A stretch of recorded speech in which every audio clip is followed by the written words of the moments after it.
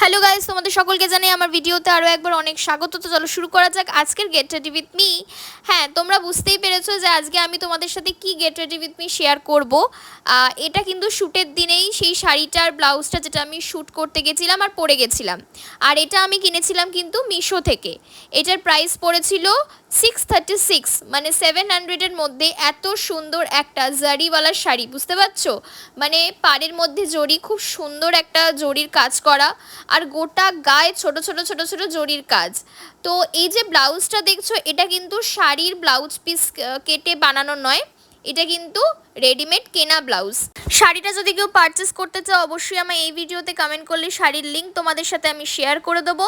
আর ভিডিওটা কেমন লাগলো অবশ্যই কমেন্ট করে জানিও। দেখা হচ্ছে পরের ভিডিওতে, পরের গেট রেডি উইথ মি। আর আরও ভালো ভালো ভিডিও নিয়ে আসছি তোমাদের সাথে।